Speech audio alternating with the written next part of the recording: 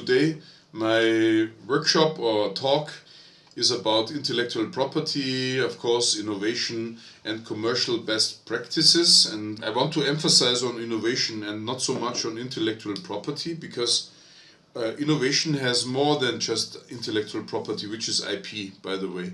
Let's first define what successful innovation is. I say converting a novel product or a novel service idea into money on the table. That's what I see as successful innovation. And that definition is so simple, and is shockingly simple, but nobody knows it.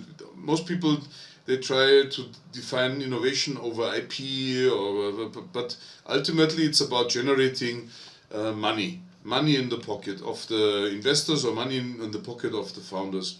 Novelty can be local novelty and is not necessarily global novelty. And also no money on the table means no successful innovation at all. There are 5 ways to finance innovation when there is not yet a free cash flow from sales. There's subsidies, investors, loans, savings and pre-sales cash flow, or a mix of all 5. And typical dilemmas are: my money versus someone else's money. It's much nicer to burn someone else's money than your own money. So I've arranged that according to the ownership. So subsidies are by the government, and nobody cares what happens to the subsidies, because all what is needed is that the bureaucrat tick certain boxes so that they can hand the subsidy out. Then investors, they are more interested in what you do with the money. Then loan, it becomes sensitive, because a loan means you have a liability. Savings is even more liability because you have worked for that. And then pre-sales cash flow, that's very, very, very sensitive, because most innovators are not salespeople and they are hesitant to ask people whether they're interested in buying their innovation. Then we have freehand versus reporting versus subjection. Of course, when you use your own money and you're much more liberal than if you have a subsidy. Subsidy can be quite haunting. Okay, plus the risk of failure. Will you innovate something that nobody wants to buy? And then what happens? Are your savings gone? Are your loans gone? Whatever, right? Let's look at why startups usually fail. And I found this already some years ago. This graph is maybe 8 years old or 9 years old, and I have it from 100firsthits.com. But it tells what resonates with me, because I see that in my daily practice, because I work a lot with people who develop new products, non-incremental products. So most of the time, startups fail because they build something that nobody wants. Then the second reason, hiring poorly. Third reason, lack of focus. Fail to execute marketing and sales, not having the right co-founders, and chasing investors and not customers. And what I want to highlight to you is now the following. If you take the 36% here for building something nobody wants, you add up the fail to execute marketing and sales, right? 12%, you are at 48%. And these two, they are linked. So if you don't do marketing and sales, you would not know whether anyone wants what you have invented. And also, if you chase investors and not customers, which is 6%, you are not interested in customers. And most innovators that I see, or most inventors that I see, they are not interested at all in meeting customers. They are so in love with their own idea, product idea, that they forget about customers. And if you add the three together, which is 36 plus 12 plus 6, then you have 64%. And when you hear the number 64%, this is the second level of the Pareto distribution. 20% of the buck results in 80% of the bang, and 20% of the bang, which is 4%, results in 80% of the bang, which is for 64%. So this is a Pareto number. So 64% you can achieve by only 4% of the effort. And the effort is pre-sales. Pre-sales means that you have an early income. You sell your invention even before you made it. You just based on a promise or on a sell sheet. You don't need an inventory, because all what you need is internet and email. Consumer demand testing is included. Price level testing is easily done. Sales team testing is easily done. You can find out whether you have idiots or people who know how to sell. And the user feedback collection is also there, because if you get rejected 500 times, then you would ultimately know what the market wants or not, right? And then you have to retain the entrepreneurial freedom, because you are only working with your own money and not with a loan and not with an investor and not whatever, right? So, and also reduce the failure risk, because at a very early stage you would know whether you can sell your later product or not. Kickstarter.com is a pre-sales platform. I found here the Volo Life Clock, and I like this product very much, because the biblical reference here is, teach us to number our days that we may gain a heart of wisdom. And what you see here is the number of your personal number of days. And I'm already so old that the 1 here would become a 0, or maybe even the 8 here would be a 0. And I have only so many seconds left in my days here on this earth. And then you have the days until graduation or other days. So I wanted to buy this thing, right? And there are movies also, is seconds, then in time. In time is where these people, they have the time recorded on their hand somewhere, and then they can deal with that like money, right? So they can, and then there's also Countdown, is a newer movie about the same thing. It's always about the same. You can use crowdsourcing here on Kickstarter.com, which means you can collect money from a multitude of people. You must have a working prototype. There are pledges and backers, and if you hit your goal by the deadline, everyone's credit card gets charged and you're good to go. If you do not hit your goal by the deadline, nothing happens. And what happens if you do not deliver ultimately, which means you have collected all the money from Kickstarter but you don't deliver, that's a reason why it's not perceived as professional, as a sales platform. And then there's a commission that you need to share with someone. You see already where this goes. I don't recommend Kickstarter.com. It's also not scalable. And the most important reason for failure, inventors are forced into providing a minimal viable product, a MVP, without intermediate stages. So you have to go from 0 to 100 with no intermediate stage, nothing that you can learn from developing your product, and no market response except for those who are early adopters, which is your mom, your dad, and your friends, and your cousin, and your sister, and your whatever. What happens if you cannot produce that, then is the Volo clock. Here you just need for Volo Kickstarter failure, and you would see they collected $30,000 in pledges to 118 buyers, and now divide 30,000 by 100, and you would end up with 300. And I don't think that you can build a series of 120 clocks like that with $30,000. And of course they were not able. Either no update, no refund, nothing, anyone there. This is what happens. So you see, I don't recommend Kickstarter at all. Stay away from that and do it in a different way. So this is my book. You can download it for free, and I recommend that, because this is the umbrella over my whole work as a patent attorney for 28 years. I'm in this job, and I condensed everything first to 400 pages last year during the lockdown. Then I condensed it to 160 pages, 150, and then I thought 150 is still too much, and I generated a 50-page book, and that one you can read in 2 hours time. And in the 50-page book you see about half of my knowledge as a patent attorney.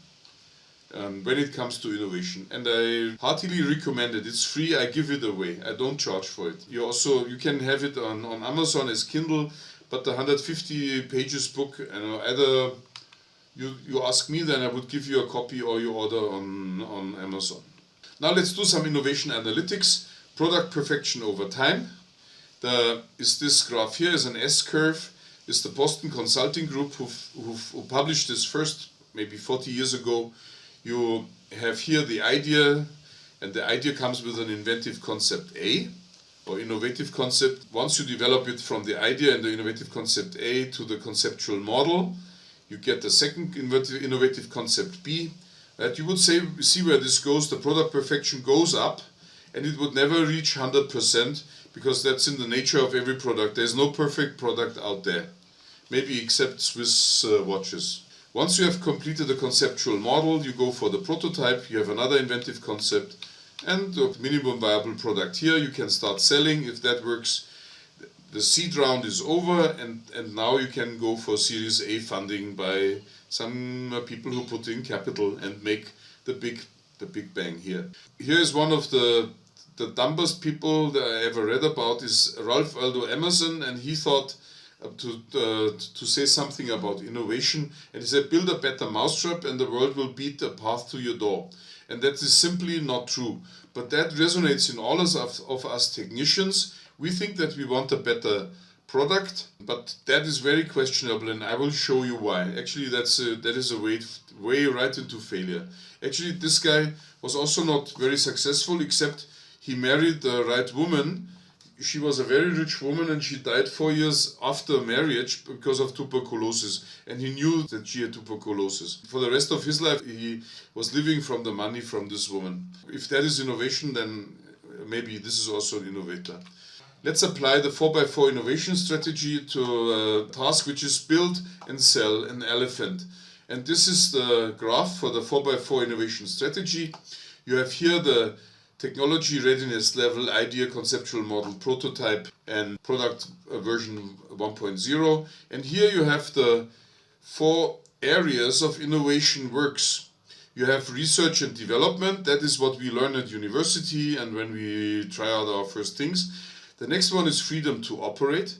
And that is not only freedom to operate with respect to patents, but also to other rights like registration rights, compulsory licenses that you have to take, and competitors that are there, and laws and whatever. A third area is IP protection, and a fourth area is market validation. That is what we technicians do not like at all. Let's look at my favorite inventor. His name is Gene, and Gene is a blue-collar guy, and let's see how Gene would develop an elephant and try to make money with it. Let's use the Ralph Waldo Emerson approach, build the perfect elephant. Our Gene would start with the trunk of the elephant, and he taps into his savings. $5,000 for developing the trunk. See, we are here on the product readiness level here, just in the beginning. Next one would be need $25,000 for developing the left rear leg. Gene does a credit card overdraft and develops now he has the trunk and the left rear leg, and then we are here, right? Conceptual model, the second stage in the product readiness level, and we have 2 inventive concepts, the trunk and the leg. Next one would be Gene's friends chip in. They gather $125,000, and that money is used to build the right front leg of the elephant. We are here on the curve. We have 3 inventive concepts, the trunk, the left rear leg, and the right front leg. And ultimately, Gene's mom sells her apartment for her son's idea.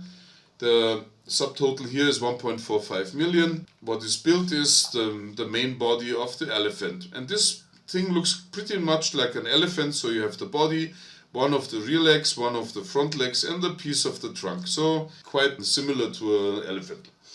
And we are here, the product version 1.0 with the 4 inventive concepts.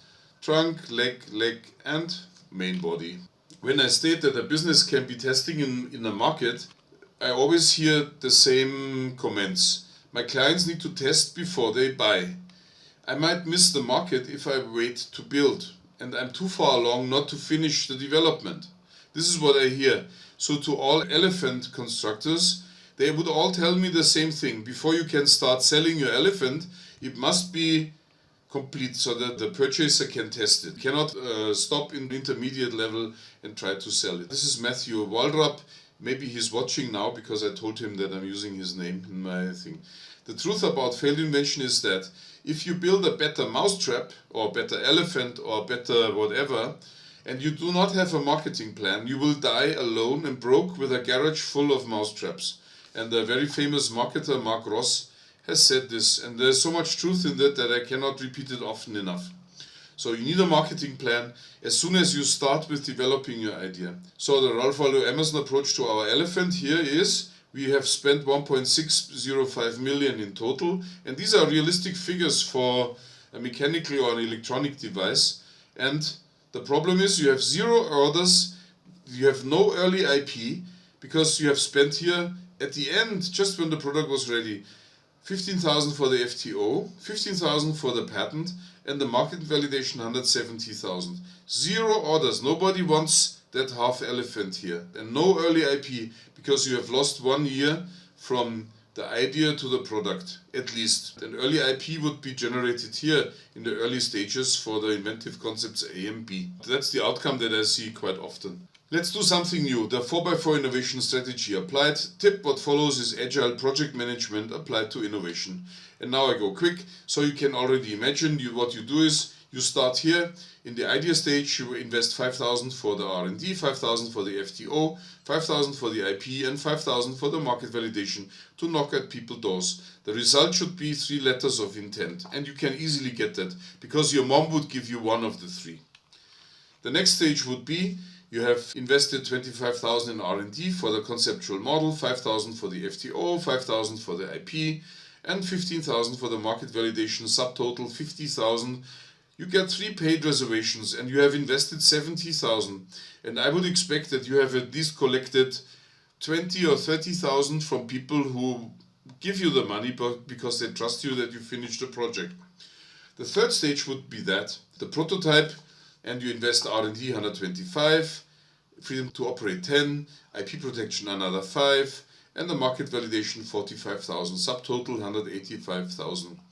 We have now spent roughly 255,000 here, and we have 3 paid pre-orders. And an elephant is quite expensive, so I would expect that you had at least collected $300,000 for your 3 elephants. And we are now in the seed stage. We are finishing our product version 1.0, and the goal would be to have 3 paid orders for elephants, and an elephant can be quite expensive. And you invest 1.25 million into the elephant, you have 15,000 to the FTO, 15,000 for the IP protection, and the market valuation 170,000. In total, you have invested 1.4 million into the R&D, 35,000 for the FTO, 30,000 for the patent, and 235,000 for your marketing guys to find out what the buyers want. And if you compare what our Gene has done with the money from his mother's apartment sale and what the 4x4 innovation strategy tells you to do with the money that you generate from pre-orders, reservation pre-orders and paid orders, is quite different, because the head turned out to be more important than the body of the elephant and all that for the purchasers. And on top of that, you have a very thorough FTO because you did it over 1 year. You invested 35,000 instead of 15,000, and you have very early patent priority claims. So all advantageous, yeah? All good. I have applied this model to the many inventions that I see. And then there are common cases and special cases. There are perfect cases which never happen. Then I have seen cases that work. I will show you the 2. Then there's cases that tell me that to stay away from an inventor, because if a stubborn inventor refuses to do market validation at an early stage, this is a warning sign for us patent attorneys. We should not take every order. Then I have seen KPI-driven approaches, and early warning stages are yellow alert and red alert. Then I have seen special cases university style. You may want to see that if you work at a university and you file patents for one of that. And then there's a university style XL. I will explain to you a bit more what that means. Then I've seen patent troll and patent attorney inventor patents, and SMEs with a perfect sales team, but with an owner that can improve when it comes to innovation. And then there's the invent right, invent help, etc. model, early exit. There are service providers out there, especially in the US, who help them to develop their product idea into something that can be sold. And the names of 2 famous companies are Invent Right and Invent Help. Check out this link, the 4x4 Roadshow, if you want to see a video on that. The video is about 15 minutes long. 4x4 Roadshow, I believe you can easily write that up. So if you want to find out more, I just show you 2 cases. The first one is the perfect case. You see all the boxes have been ticked. Right? That's perfect. Unfortunately, that never happens in practice. At least I don't see it. I don't know, maybe in some other firm, but I have my doubts. I never see that. And when you talk about the matrix that I've given you, this is a model that keeps you, I would say, more orderly when it's about sorting out what you have in mind. It's like a window with several segments, and you can clean one segment after the other. You start at one corner, left upper corner, and then you clean all the segments in the... when you clean windows with segments, you start at the upper left corner in that segment, and because the dirty water flows downward, you clean the segment right under that segment, and then another segment right under that. And only when you have cleaned all the segments in one vertical line, you switch to the next vertical, to the next segments in the next vertical line. So that's the easy way to remember how to apply the 4x4 innovation strategy. The next case would be, I've seen that working, right? They started with an idea, then they did the R&D, of course, because without R&D there is no innovation. They did not do a freedom to operate study, but they registered some simple IP, provisional patent application, and of course they did market validation. Then they went on to build a conceptual model. The first time the freedom to operate was done, but no IP protection because the patent here was very good. Market validation was good, so the next line of segments, R&D again, no FTO, some IP, some market validation, and for the final segment on the product at the seed stage, they cleared all the 4 segments with greens. You can see you can be successful even if you do not if you do not touch all these fields and fill them out. But at least you know what you have missed, so that if you have missed something here, then you can do more the next time. That's very important as a model. By the way, StageGate does not want that. So if you have StageGate management and innovation, that's a contradiction in itself. Never apply StageGate project management to innovation. Next case, maybe you know this. You have an idea, no FTO done, no IP protection done, no market validation done. Then they decide to go for a conceptual model in the form of a master's thesis. No FTO done, but now, because everybody is proud, professor decides we must file a patent application. And still no market validation done, but they go out and they look for collaboration partners. Usually when I see this, because we often work for collaboration partners outside of the university, I can see that pattern often.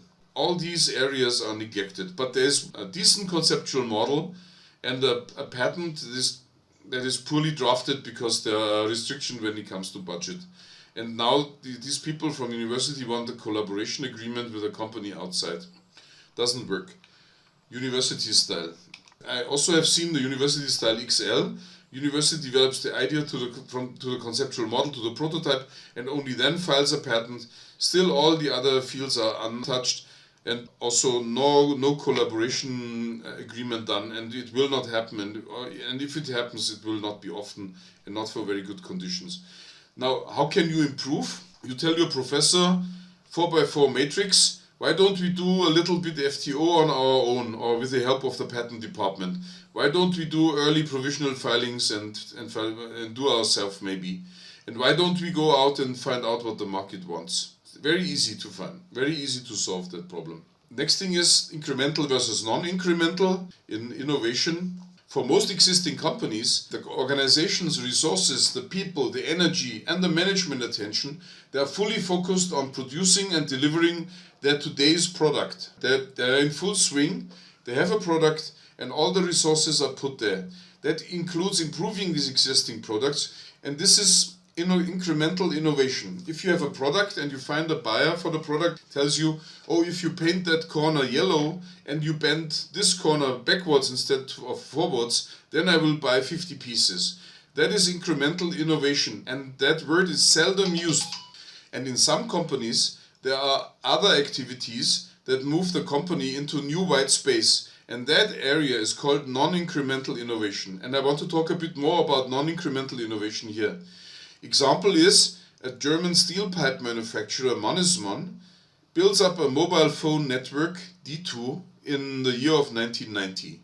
Mannesmann took money and capital and they built a mobile phone network like Singtel in Singapore and called it D2, and that was 30 years ago. And that was really a non-incremental innovation for them. How to move firms into the new competitive space is, if you look at the big numbers, fewer than 1/4 of the firm's innovation projects, less than 25%, but in my experience less than 10% and maybe less than 1%, focuses on goods and services that will move the firm into new competitive space. But keep in mind, this is very important that a firm does that every now and then, because if you only leverage on your product, then you would be at the end of the product perfection curve And there is no more incentive to people to buy a new product because the old product does the job. There's no new demand, there's no improvement, there's nothing. Marketing has a tough life because you're competing with others because your patents run out after 20 years. So you need, every 20 years at least, a company needs to shift the focus entirely from what they do to a very new area which is not covered at all, a white space. And most of these projects are products that another firm already has commercialized if they move to a white space. Example, if the Ford Motor Company would develop a theme park featuring cars and automotive history, then this product would move the company into a new market space, which is a white space, but the space is not so white, it's gray, because Disney already has theme parks, not with cars from Ford, but with other stuff. So, but at least Ford that could use templates from Disney for the commercialization of the idea, and that would reduce the risk. And now we are talking, when we talk about 10% are non-incremental, and at least 2/3 of those 10% are products that are not really new, but just doing what someone else is doing with your own products. And only the very micro remainder of 40% of those 10% or 25%, they move the firm really into a new market space with concepts that are new to the world. They are non-incremental. These are non-incremental products for which there is no competitor already in the market. That's important because if you're the only one who is there, then you have a huge advantage over your competitors who come second. They all have much more to do to compete with you if you are the first one. I have this from Bruce Voyak, the Serial Innovators book, who can innovate and who cannot. And I would guess that all of you think that you can innovate. But the truth is, you cannot. And I tell you why. There are serial innovators, and I distinguish them over inventors. An inventor is someone who primarily generates ideas and is a technology solution provider. And the problem with inventors is if you allow them to operate without guidance and direction from the marketplace, these individuals may develop into profitless prolifics, which means that they generate one new patentable technology after another without any profitable application and therefore without any financial return. And if you remember, innovation requires inherently that you make profit. So if you're not producing financial return, you cannot be an innovator. At most you become an inventor. Then we have a few personality traits of serial innovators. They must be high in openness. And I can tell you right away by statistics that at least 2/3 of you are low in openness. And I tell you where you can measure whether you are high in openness or low. Then the serial innovator, they must be low in agreeableness and high in primary psychopathy. Then serial innovators must be moderately high in IQ. If your IQ is too high, this is a deterrent for being an inventor. Because the high IQ guys, they miss often the point and they have difficulties to focus and they overestimate the environment. So if I have a choice for an inventor with an IQ of 150 and one with 120, I would prefer the one with 120. I will give you tests so that you can evaluate all this for yourself back home. Then serial innovators must be high in creativity. And statistics tell me, I've done a lot of tests with people and I found that 60% of the people have zero creativity. And even if you're at university, it doesn't mean that you are automatically high in creativity. So even graduates or even PhDs and professors, most of them are low in creativity, if they have creativity at all.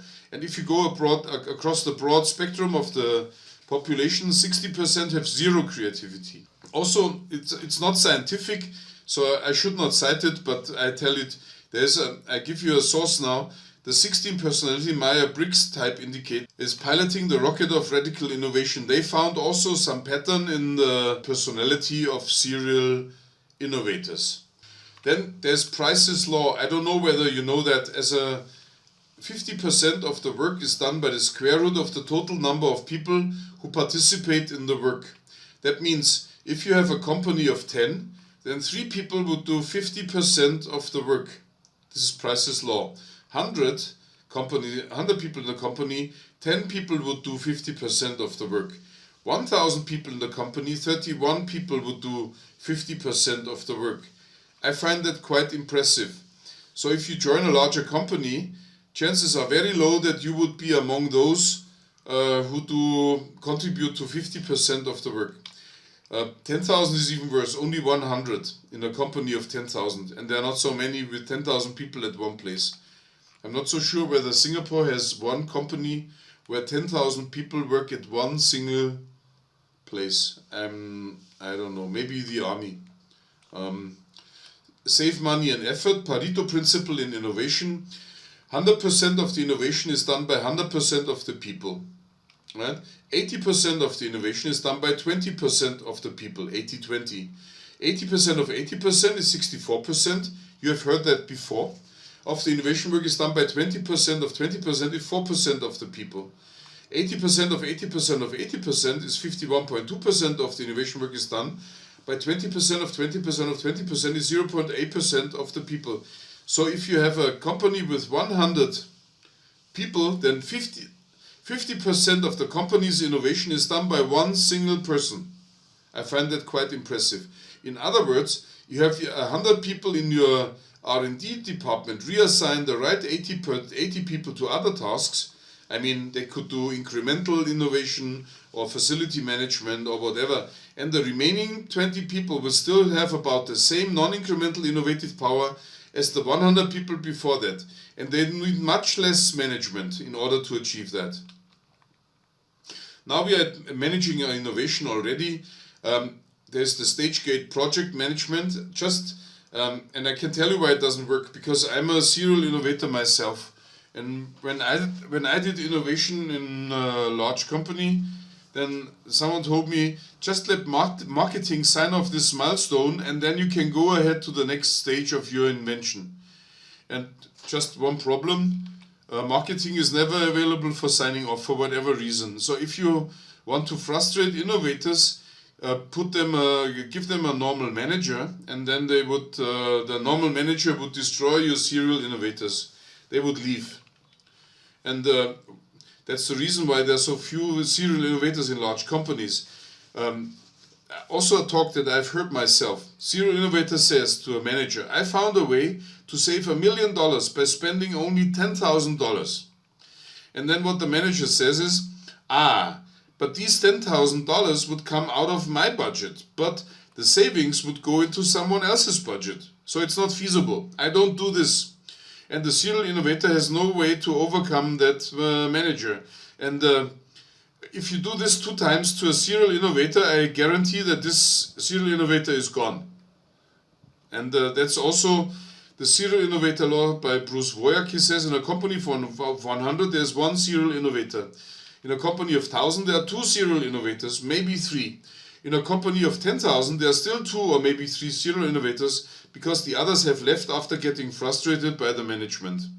So be very, very careful with what you do and never overestimate large company and their R&D. I can tell you from experience that 99% of all innovation of companies is only incremental, and there is no creativity, 0 creativity. And only 1% is non-incremental. And also another funny thing with innovation is, it is most of the time not the innovative people that talk about how to innovate. Most of the time, if you look at the background, the innovative background of innovation gurus, it turns out that they have 0 innovation background. The most important example is Clayton Christensen. You surely have heard him because he defined breakthrough innovation and wrote a lot of books about innovation. And Clayton Christensen has 0 tangible innovation in his CV. 0, literally 0. And yet he is a Harvard University professor for innovation. And he wrote a famous book, The Innovator's Dilemma. And when I read that book, then I find it laughable because it's so far from practice. And he also coined the term breakthrough innovation, but of course for non-incremental innovation, because for him, if something non-incremental happens, is close to a wonder, a miracle, and then he goes, oh, we have a breakthrough. And then they get excited. While the real innovative serial innovators, they have breakthrough innovations every day. It's just that they cannot follow up most of them, so they focus on the ones that are more promising. How about finding literature about innovation? First, check the background of the author. Is he a proven innovator? Use patent databases for that. If the author has not even one single patent application, just dump that book in where it belongs. It doesn't contain sensible things. Then the next, check the structure of the literature. Is the IP in the foreground, or is successful innovation in the foreground? And if IP is in the foreground, then most of the time it was a patent attorney who has written that, or an IP manager, and he sees the innovative movement in a company fully from an IP perspective. And here comes what the patent attorney tells you: with 18,000 patent applications and 5,000 trademarks under my belt, IP is the least important component of successful innovation. The most important component is the market response. It's also not the R&D. And what can really kill you is the fourth element. The fourth element is the freedom to operate. Your invention can be as good as you want. The market can want it, but if you don't have a freedom to operate, it will kill you. And only the IP in the end would be something that is I would say, is a nice to have if you want to do marketing, because that keeps the competition at bay. But nobody forces you to generate IP in order to innovate. It's often forgotten. So books that put IP in the foreground is starting from the wrong end of innovation. Then also check the recommended innovation strategy. Are they going for a stage gate, and are they going for the what I call the Waldo Emerson, that you first finish your product before you do all the others, or are they using a 4x4 or agile approach? Warning signs are: the author has not demonstrated to be innovative. Number one, the book is about manpower and how to better manage that manpower in innovation. Or the book is about producing and managing IP in high volumes. If you find one of these three warning signs, I guarantee you that the book will not be good. And the same applies also to courses about innovation. When I talk about that, I heard that the IP management focuses now more on big data and how to use it for decision making. Spoken from the perspective of a serial innovator, this is nonsense. Entire nonsense, because the big data evaluation doesn't replace the market evaluation that has to be done, especially in very early phases of a new product. Okay, now I give you an example of what not to buy. The 60-second innovator, 60 solid techniques for creative and profitable ideas at work. And then Jeff Davidson writes, he's a student of this Harvard guy, Christensen. When the economy is in free fall, the strongest competitors are the ones rooted in innovation. Today, managers are screaming for innovators who can break through. Breakthrough is Christensen language, level of business to the next level of business and technology. What a nonsense. In 60 succinct humorous tips, Jeff Davidson helps you to learn the practices that will make you a great innovator, such as and blah blah blah. I mean, it's nice for a talk if you have a lunch talk or so, but it will not help you to innovate. And I tell you why. Albert Einstein said it. Everyone is a genius in his field. I'm very sure every one of you is very good at least one thing. But if you judge a fish by its ability to climb a tree, it will live its whole life believing that it's stupid. And the same happens to someone who is not born an innovator. If you try to learn creativity, I can tell you that this will not work. You can improve a bit, but you will not become an innovator at all. And the same applies to all your R&D engineers in your group. So this book will therefore not help you to improve your company. What you need is, you need a serial innovator, and you need non-incremental innovation, white space. You need fantasy and courage. Similar case, patents for the sake of patents. Right? I blocked out the name here so that you don't see it easily. It's still here, but you don't see it. This is expensive and complicated, and it does not work. And even, I say here, I'm sure that you're old enough that you still know what a Nokia phone is, because I loved Nokia phones. Unfortunately, they're not existing anymore. Nokia CEO ended his speech saying this: "We didn't do anything wrong, but somehow we lost." I can tell you what they did wrong on the next slide. This is really something. It has to do with innovation. The Nokia problem seems to have a name, and there's one single name for that. What happened to Nokia? I found this article in medium.com, blah blah blah. Right? And then they said, while Nokia operated using a standard hierarchical organization through to the early 2000s, company executives decided to reorganize into a matrix structure with the hopes of increasing innovation. With the hopes of increasing innovation. They started to drive innovation by changing a company structure. With the reorganization, conflicts began to arise. Among the disadvantages, blah, blah, blah, blah, blah, several managers. I have never seen a manager doing innovation.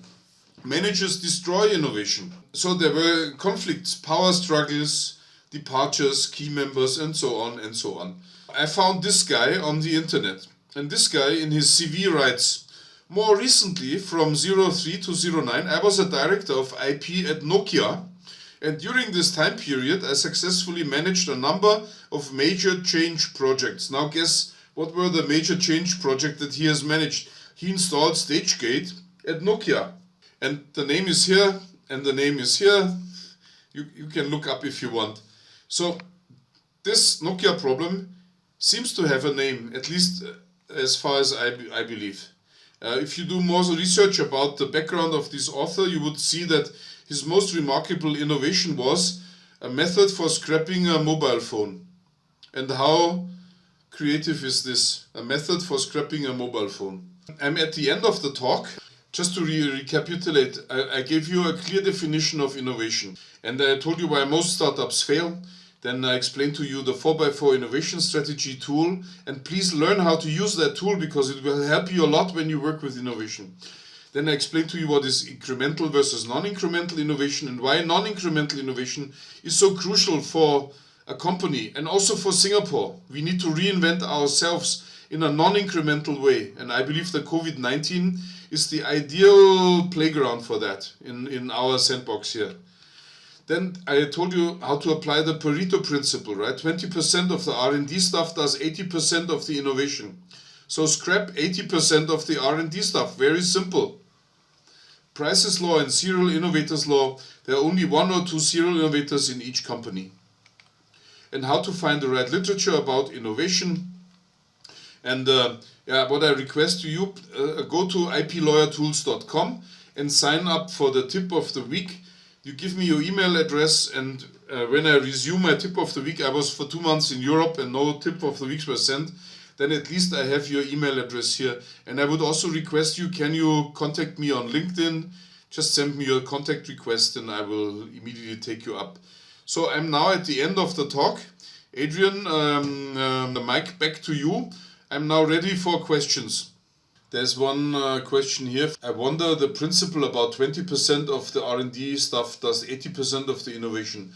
Does it mean that R&D departments should be set very small and contain very limited stuff? It depends. So if you do R&D for incremental innovation, which means you have a device that works and now you want to address a broader spectrum of buyers, then of course you can give this to people that are not creative. And these non-creative people, of course there are also technicians or engineers.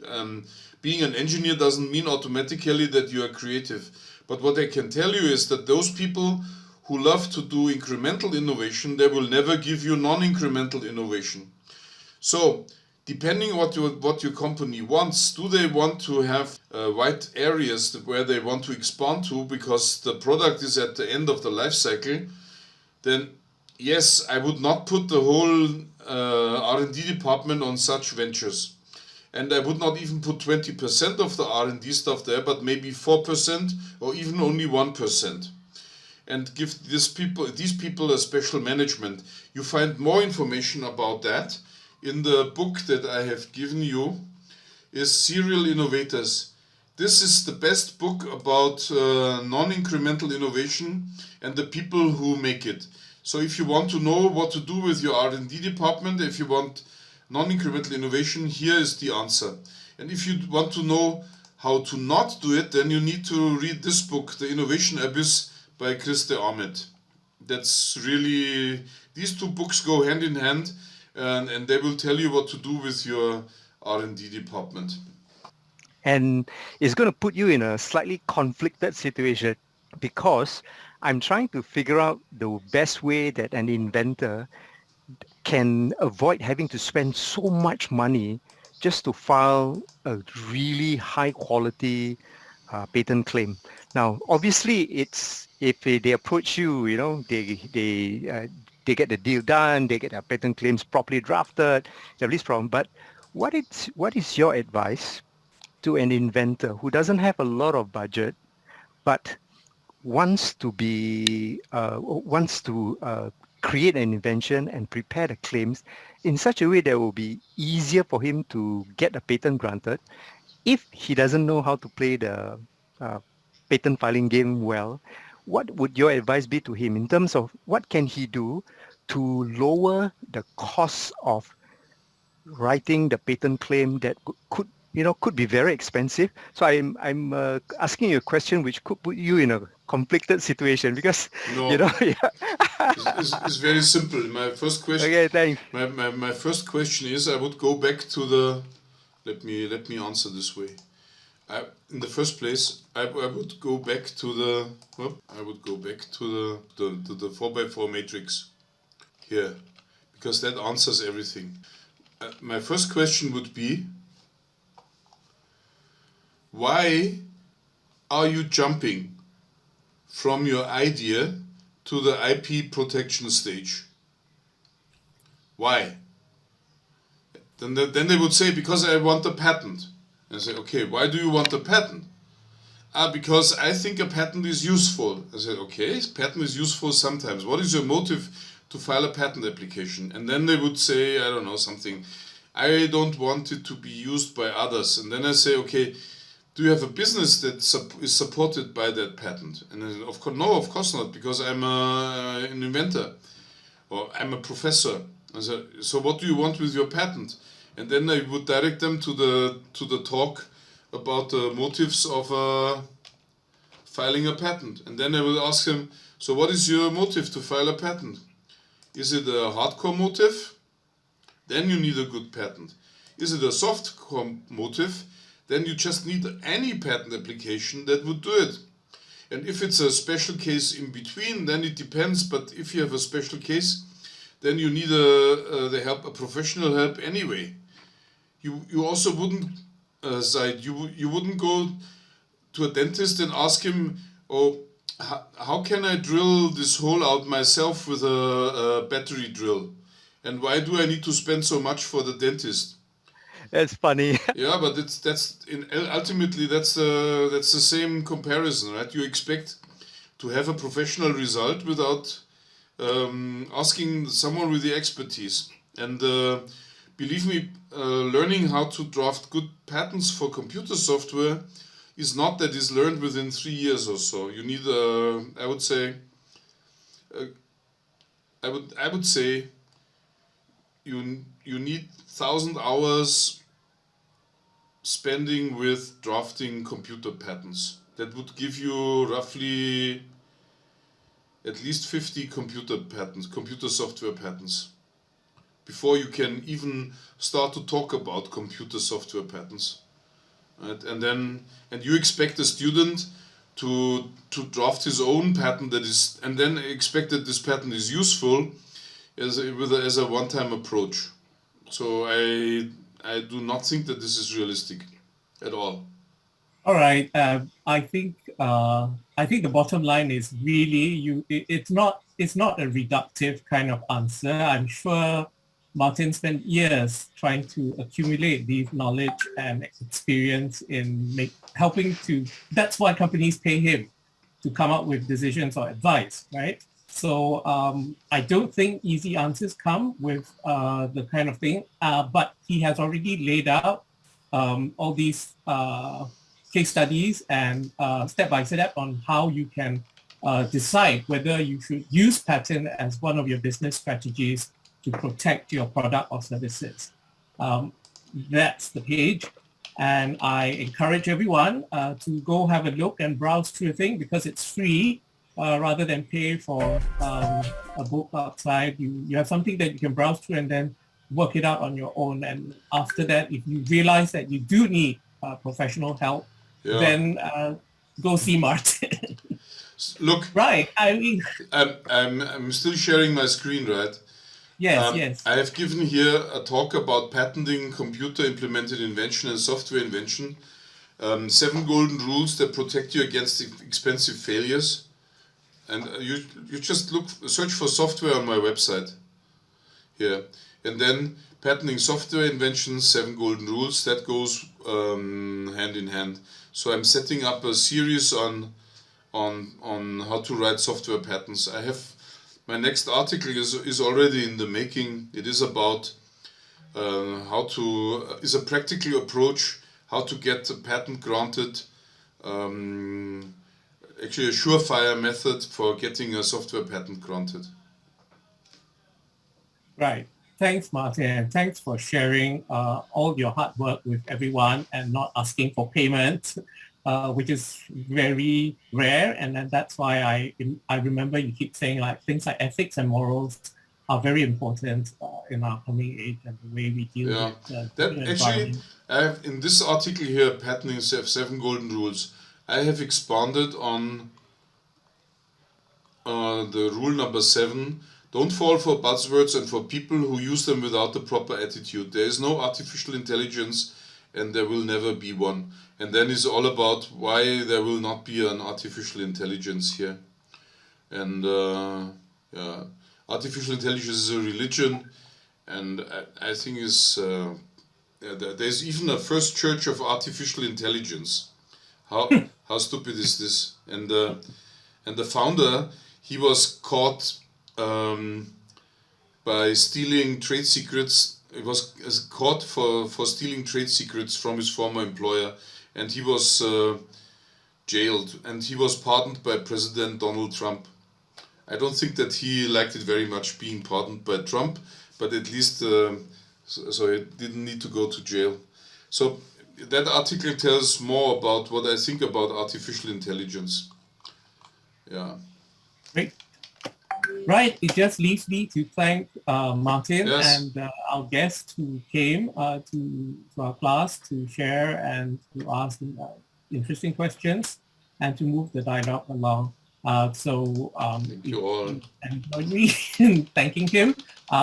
We will ask the non-students to kindly leave the class and continue your conversations on WhatsApp or your other social media. Thank you so much. Okay. And, hope to see you again. Thanks goodbye. Everyone. Okay, the students, please stay back. All right, Martin, I'll catch you another time. It's okay. Goodbye. Goodbye. Goodbye. Thanks.